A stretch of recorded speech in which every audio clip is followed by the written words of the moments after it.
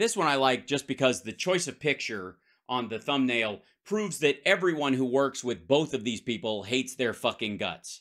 Ladies and gentlemen, I present to you Laura Ingraham, and I'm fairly certain this is a 7-Eleven hot dog that's been dropped underneath the cooker where there were some dust bunnies, and then it was sprayed with oil and put in a suit. I'm fairly certain that's what's going on. And I don't know what's happening to... She's being punked right then. It's like someone's pulling her seat out from under her. It's hard to tell. Ladies and gentlemen, Laura Ingraham. This is her sales pitch for Trump. Trump is the only candidate with credibility. Okay, I like that she puts it in quotes because that's hilarious. But also, are you fucking insane? I love you guys. I'm Laura Ingraham, and this is the Ingram Angle from Washington tonight. It's so exciting. I get to be... we hate Washington. Washington's belly to be this gross. Why would anybody come here? I'm so excited. I'm going to go eat at Morton's afterwards with a bunch of people that I'm friends with on the Hill, and I'm going to rub... And it's terrible what the mainstream media does with the swamp. The Trump-DeSantis duel to come. Ew. That's the focus of tonight's angle. The duel to come. Where's Dick? Hi, Dick. Do we like Dick? Yes. What? Now, how tiresome is commentary like this? It's very... I find you very boring. I'm often impressed by some of the folks that can actually manage to bore me as much as Laura Ingraham can. But it's very important to expose him for who he is, which is not a regular politician, but a violent cult leader. He leads a powerful cult of personality. Yeah. Republican Party that has become a cult of personality around Donald Trump. So we're supposed to believe that Trump's voters... Look in my eyes, what do you see? The cult of personality. I know your anger. I know your dreams. You can't say cult of personality and not have me sing it. I've been everything you wanna be. Oh, I'm the cult of personality. The cult of personality. The cult of personality. By the way, everybody in the band Living Colour is, they're lovely. Good humans. Corey in particular. Just, he's a good guy. He hates when people say it, but it's true. It's true. He's a fucking sweetheart. Super goddamn talented. And yeah, just, it's almost irritating how beautiful his voice is. And it's got a soul to match. There, I said it. And I'm happy for having said it. I'm the cult of personality. Are only attracted to kind of his in-your-face, bare-knuckle style? Like a fighter who's refreshingly unwoke? Boink. Yes, a fighter who's refreshingly unwoke. Yeah, he's a beast. Christopher Columbus, Christopher, huh? Mm-hmm. When they gaze upon Yosemite, free health care for illegal... yeah, look, here I am like an idiot. Mm-hmm. Michigan gave us Motang. Yeah, he's a regular fucking Clubber Lang. Well, that's nonsense. What his core supporters firmly believe is that, as of now, Trump is the only candidate who has credibility on 4 vital policy issues. Okay, 4 vital policy issues. First one, of course, being that he had a bank account in China that, while he was the sitting president, magically went from having like $300,000 to $17 million in it, and he took $15 million out personally overnight, right after he scuttled the Trans-Pacific Partnership. So that's, okay, so number 1, great. Now, Trump has a proven record of standing up to China. Well, except he didn't, except effectively his tariffs were set up as a form of legalized bribery by China. While his daughter got her trademarks pushed through, the Chinese didn't mind shifting their... They were expecting to pay a lot more for the foodstuffs as they got anyways, so they just kind of wrote it off. And what they did was they effectively gave him they negotiated these tariffs and this fake trade war with him so that he could take the tariff money and basically buy votes for the next election so they could continue to fuck around in the country. I would like to point to the Chinese police stations that are being discovered. All of them were in existence during the entirety of the Trump presidency. Didn't hear a thing about them, did you? Both Biden and the GOP establishment want a partnership with China.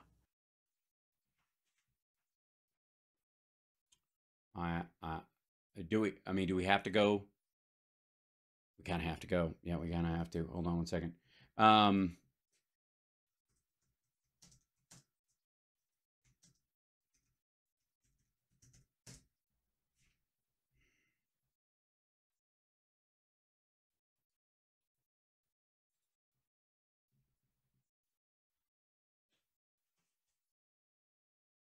Shut the fuck up. By the way, I love the fucking picture that goes with this article. Here's the president says relations with China are at an all-time high. This is January 21st, 2020, this article came out. And look where he's talking. U.S. President Donald Trump at Davos, speaking at the World Economic Forum. He's prepping for the Great Reset in 50 years because they're giving him a med bed and QAnon, blah, blah, blah. Davos, Switzerland, January 21st, 2020.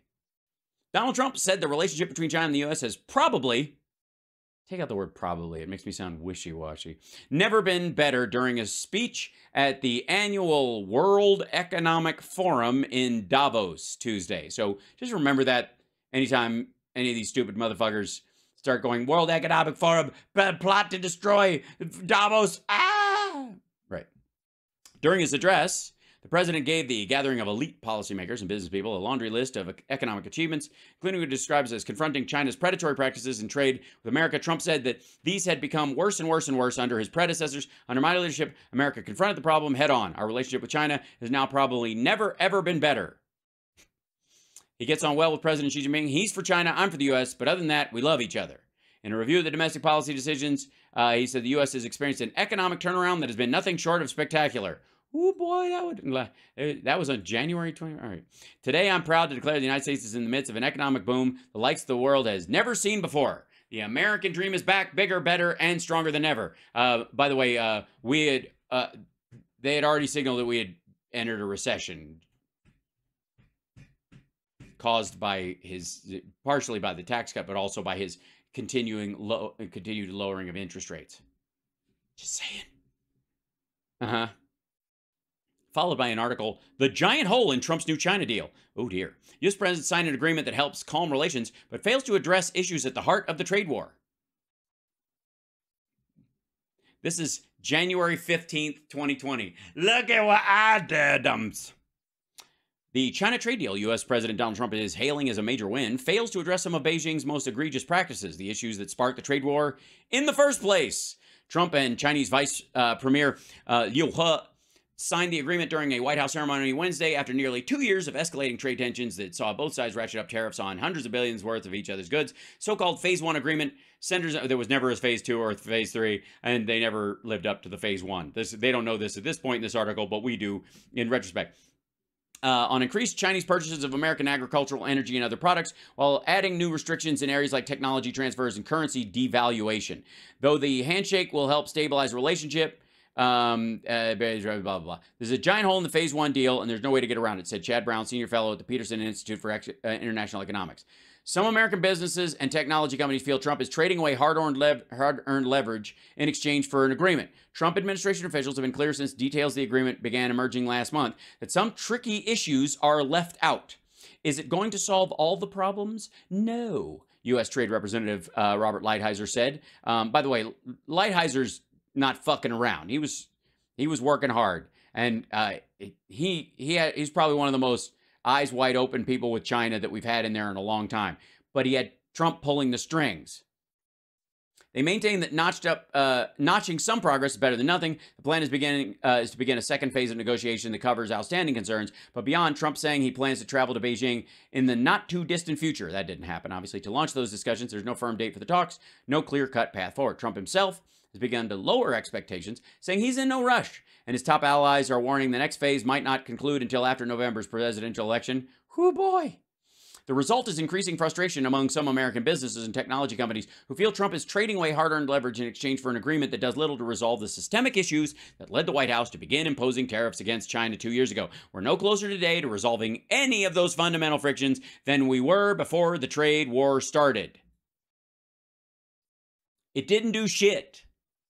He sold a bunch of stuff to China that they were going to buy anyways, got it on paper, fucking sat on their thumb, and said, enjoy the puppet show. Today, we take a momentous step, one that has never been taken before with China, toward a future of fair and reciprocal trade. Not even close to fucking true. Administration officials said the path forward will depend in part on how closely China adheres to the commitments it has already agreed to in phase one. They didn't. They did a third of it. They bought a third of the shit, and then they didn't live up to any of the other, including whether it meets the required purchasing figures. They did not. It was something like, the administration has said Beijing agreed to boost overall purchases by $200 billion above 2017 levels. Political report that week break down to about $75 billion in manufactured, 50 in energy, 40 in agriculture, 35 to 40 billion in services. None of that happened. They bought about $30 billion in agricultural goods, which they were going to buy anyways because they need all the food. Some lawmakers from both parties welcomed the relief in trade tensions, but pushed the administration to keep pushing for more. He didn't do shit. He was too stupid to know where he was being rolled, and he likes shiny things too much. They were able to dangle shit in front of him to give him basically money that he thought would buy him votes in an election year. Remember, Trump ignored big business and used tariffs to our advantage against China. No, he didn't. And he ignored big business, the ones that actually fucking matter. The ones, the technological ones, the ones where they steal shit and turn it into weapons. Good Lord. China. Biden, he's itching to remove them. Then why hasn't he? 2.5 fucking years. All he's done is ratchet it up. Why would he pass the CHIPS Act if he wants to remove the other tariffs? What are you talking about? We're not looking to decouple from China. We'd like to see this relationship get onto a... Why you didn't play the rest of that? Hold on.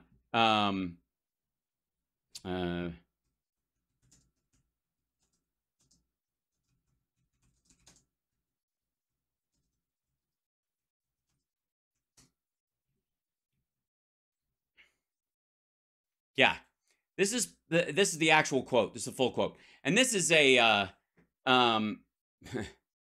this is from an Axios article. Biden's next move to box China out on sensitive tech, and that's he's been doing this nonstop. He goes, we're not looking to decouple from China. We're looking to de-risk and diversify our relationship with China, which means we're only going to make shit over there that's no harm, no foul. But de-risk and diversify our relationship with China, that is, because of the CCP, decoupling. Beijing accused the G7 of holding an anti-China summit and summoned Japan's ambassador. Biden's next move to box China out on sensitive tech. Biden administration is working to finalize an executive order to restrict outbound investments in China's defense industry, aiming to release it later this summer, according to two sources familiar with the matter. Why it matters. The proposed regulations represent a novel approach by the Biden administration to prevent China from gaining a military advantage in certain targeted technologies.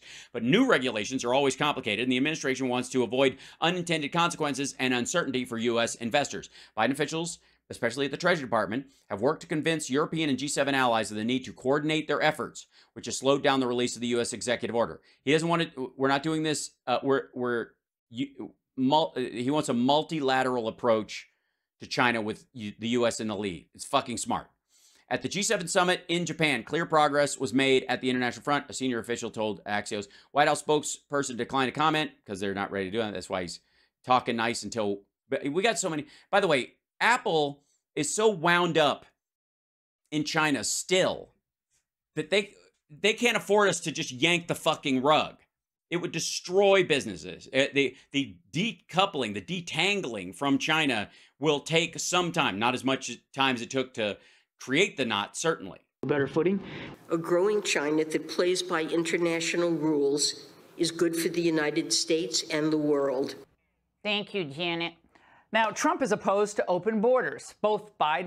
First of all, you're not going to play a clip of him going, fuck China?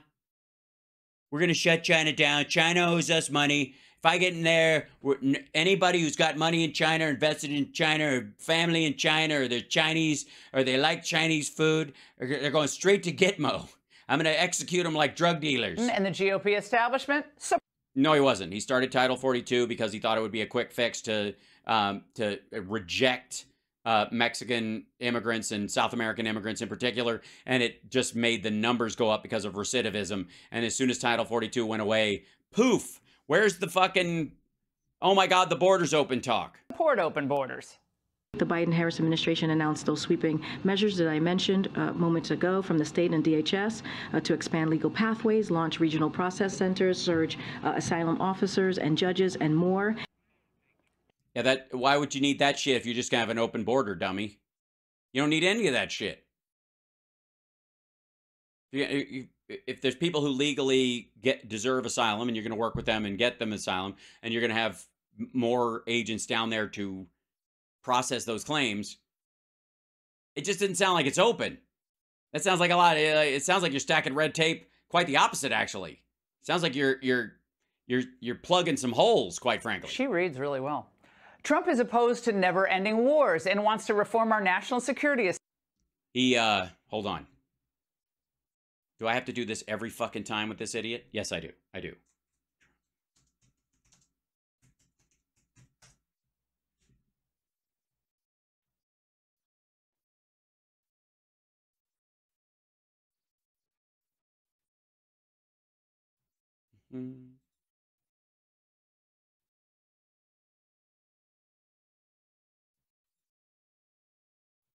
Hold on. Let me try to find, where's a...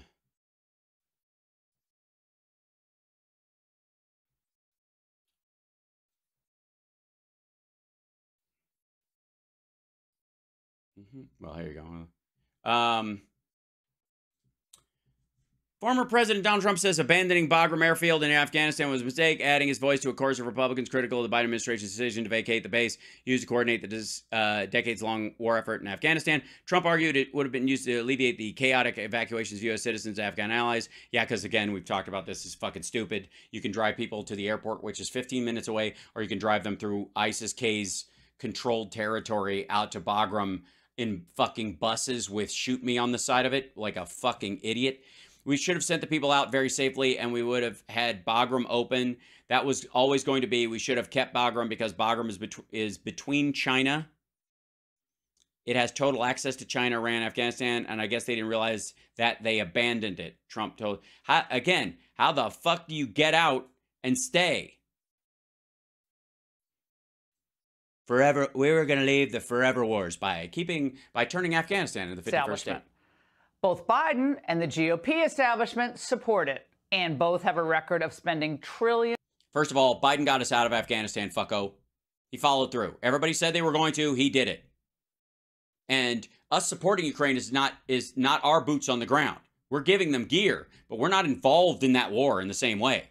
And trillions on failed wars. And we will support Ukraine's defense for as long as it takes. Supporting Ukraine as long as it takes. Right. Supporting them. We're not fighting there. We're not in this endless war. By the way, this war could end in a second if Russia would just get the fuck out. For as long as it takes. That's how long we're going to be with you, Mr. President, for as long as it takes. He was walking off the wrong side of the stage. No, he wasn't. All right, Trump.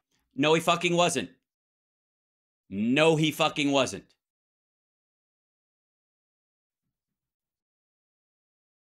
Here I am like an idiot. His proven record of putting real conservatives on the bench. Now, Biden would put hard... Yeah.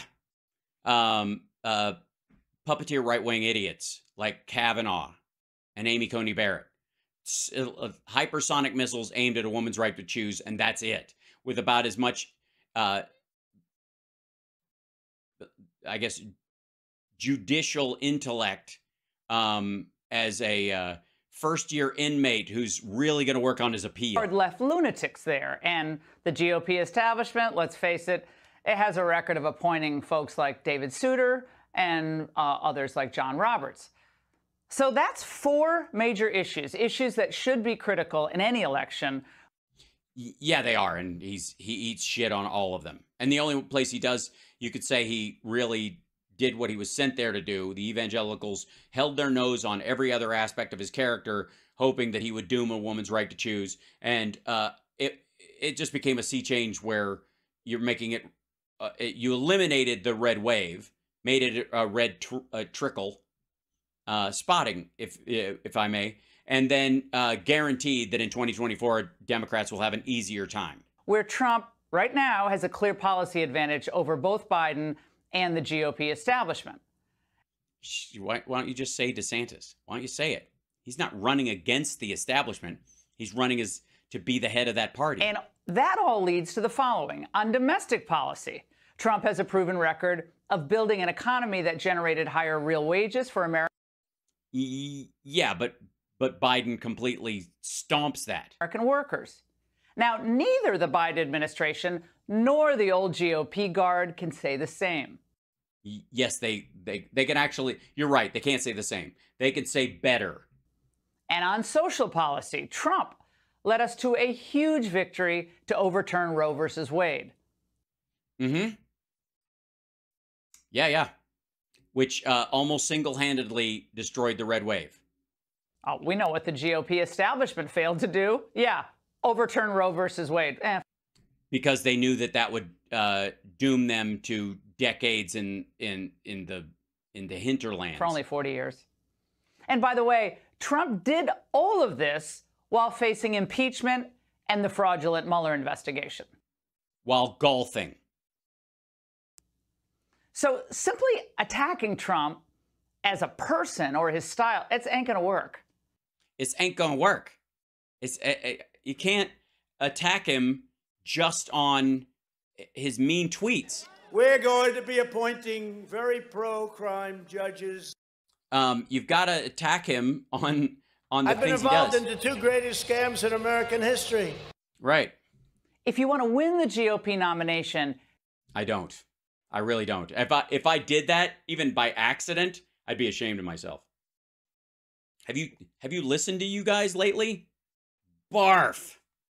You're going to have to convince the voters that you're going to do the right thing on China, on the borders, obviously. You got to pronounce it right the first. Economy, on the military, and judges. And none of these assholes do any of that. I don't think that many people really believe that Mike Pence, Tim Scott, Nikki Haley would really be able to stand up to the GOP establishment on any of those issues. So you're holding like DeSantis as is this your card moment? So if you vote for them. Notice how they put the giant picture of the black guy in the middle. It's almost as if Laura's trying to scare Republicans into supporting Trump.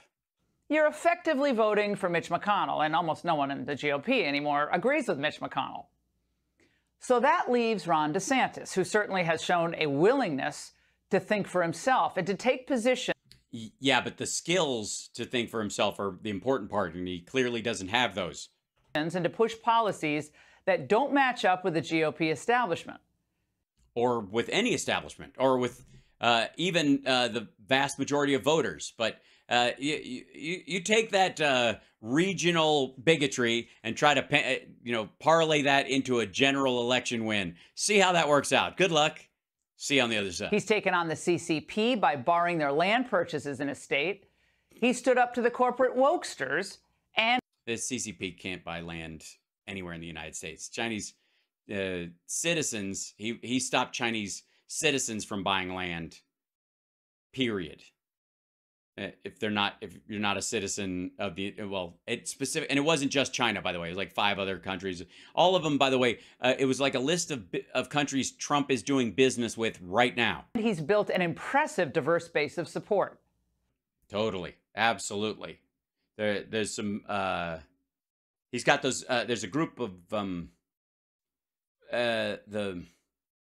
Twitter bots. That's what I was looking for. So tomorrow night, when he announces It's time for him to make his positions crystal clear.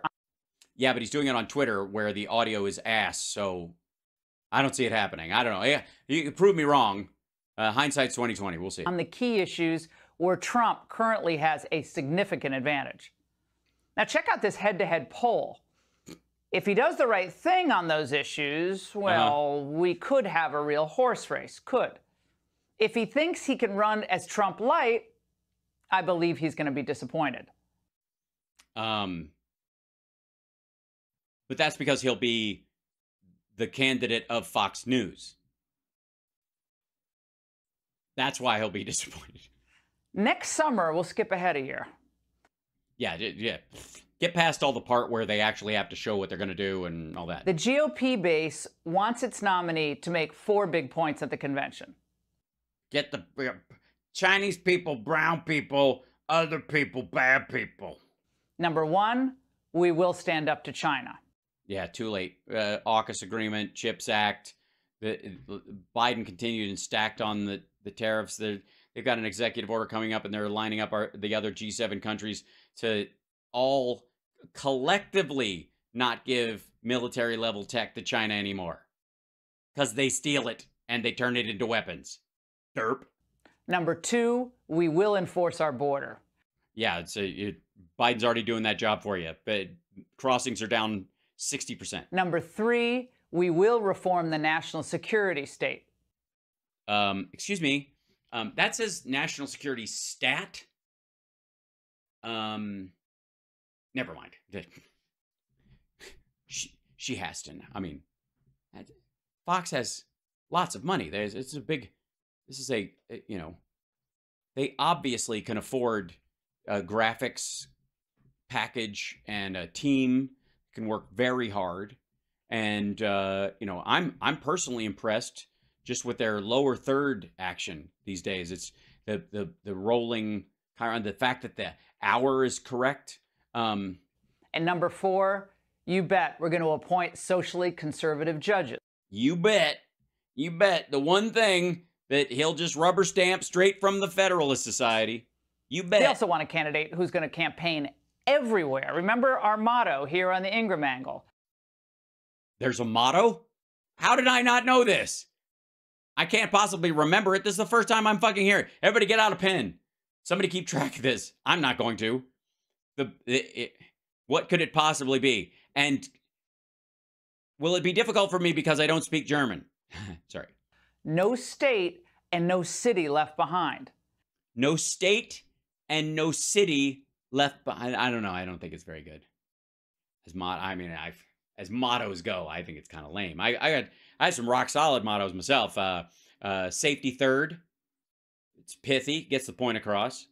Ain't nothing to it but to do it. Make yourself useful as well as ornamental. I mean, we rock these.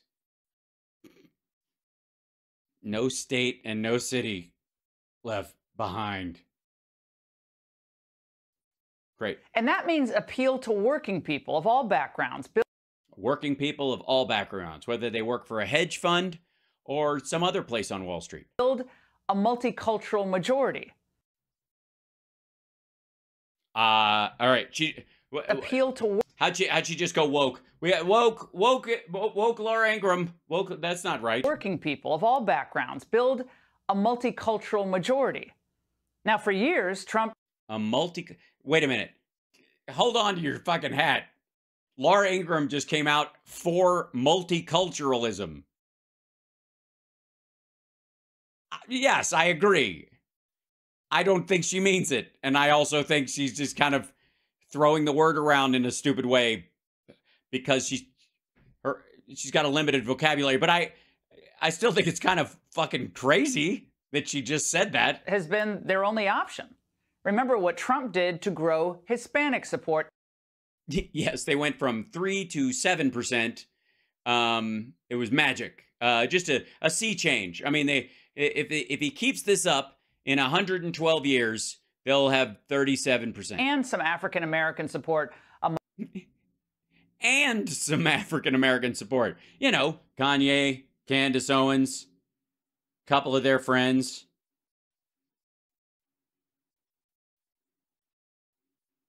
Yeah, that's it. Among black males. DeSantis changed the math with Latinos in Miami-Dade County. Huge turnaround there. And now we're going to see if he can replicate that elsewhere. Yeah, everywhere but Disneyland, Orlando area, yeah. So we hear that DeSantis is going to announce his candidacy on Twitter with Elon Musk, I guess, interviewing him. Yeah, I really think it's going to go great.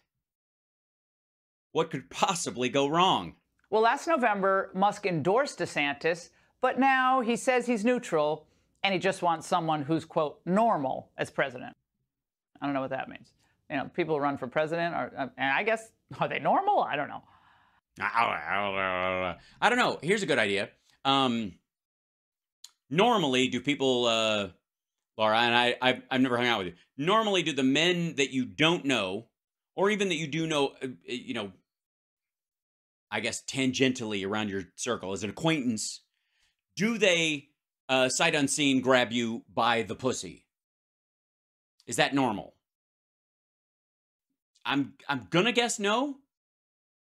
Unless that only stopped when you started working from your home during COVID. And if so, then in these of these two guys, I guess, that are running that you actually think have a shot at it, DeSantis would be quote unquote normal to the people around you, and Trump would be abnormal. Although Musk is impressive, as we have said in many, many ways, he's obviously a genius in many. No, he's not. No, he isn't. He's a marketing guy. In many ways. His neutrality is probably good news for DeSantis, given the fact that Tesla's dependence on manufacturing and sales in China, Russia, could be an issue that Trump brings up. Aluminum from Russia. Aluminum from Russia. It's where it gets, I believe, the majority of the Tesla aluminum comes from Russia. But for anyone running on the GOP side, this has to be a campaign for America. Great. Awesome. That's a good, you know what? I'm sorry. Like, can I set up that AI thing that takes notes of everything, so, and then prints it on toilet paper so that I can see if it's these ideas that are as absorbent and quilted as her regular opinions? Not a campaign for the donors. Again, Trump's already proven his America First bona fides. Bona fides, and no, he hasn't. You can say bona fides, which is annoying, but people get away with it. Or you can say bona fides, because that's what the actual phrase is. Does this bother anybody but me? Probably not. DeSantis still has work to do. He has a lot of people to convince. That's the way I see it. Tonight, late May 2023. Jesus Christ. I'm Walter Cronkite in drag. And that's the angle. It's such the angle. Oh my God, so much fun. This is just a great time. We're having so much fun. Anyways, love you guys. Thanks for hanging out.